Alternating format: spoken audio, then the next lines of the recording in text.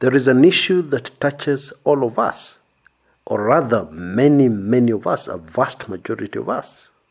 And it involves the men. Now, I don't want you to lose your temper or start getting my feelings, but I just want to ask you a very simple question. Have you paid dowry? Yes. Have you paid for the mother of your children? That woman who's in your house, that long-suffering woman who is in your house, have you paid up? The reason why I'm asking is ni kubaya jo, mambo yameharibika. Kama hujalipa dowry, I'm of course referring to the landmark case or landmark ruling today in a Kitale court, where a man and his son were given 7 days to pay up their dowry or get auctioned. And I'm not kidding you.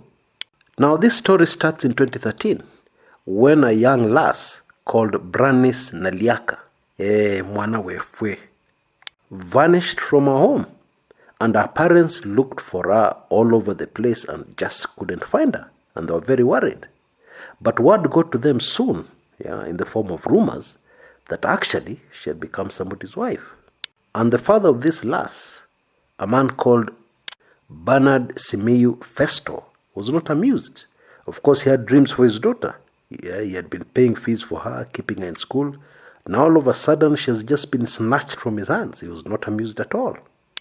Now, years later, the man who had kidnapped his daughter, or rather, let me just correct that.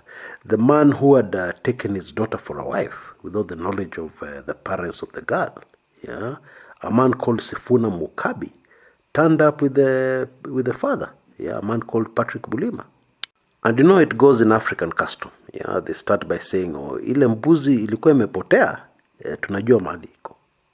Loosely translated, that kagot of yours which got lost, we know where it is.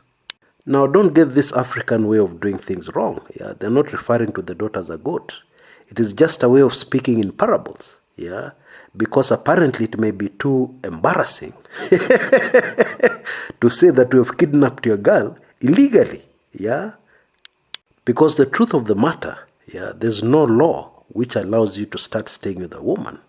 Whether it is the national law, the constitution, or even customary law. There's no such customary law that allows that. And that is why in the customary environment, when you have done this illegal thing, you're normally fined. Anyway, what seems to have happened here is that a tug of war developed between the in-laws and the new home of their beloved daughter, which finally culminated in 2016 with Bwana Bulima putting it in writing that he's going to pay up. And that was the biggest blunder. Why?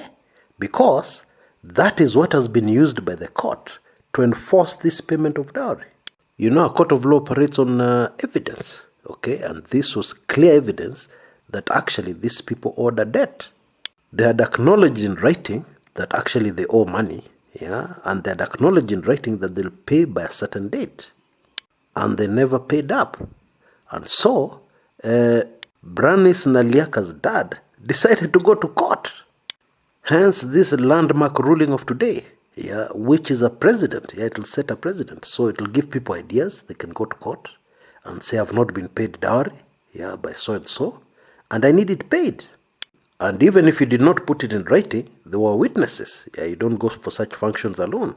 And those witnesses will be called and they'll say, yes, so-and-so said they will pay by this date, and they have not paid.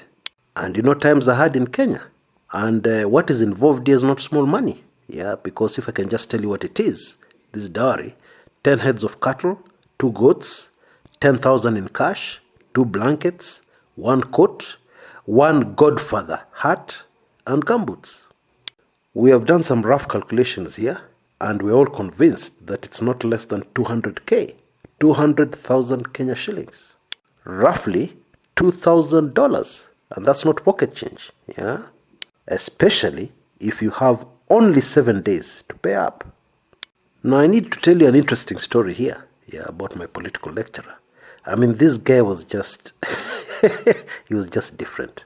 He never believed in accepting a single cent as dowry for his daughters. He firmly believed, custom or no custom, his daughters were worth much more than any amount that can be paid to him. Now, of course, I understand dowry is not a payment. Yeah, it's supposed to be kind of like respect. Yeah, thanking the parents for bringing up such a good lass. Yeah, etc., etc. However, my political lecturer would have none of that.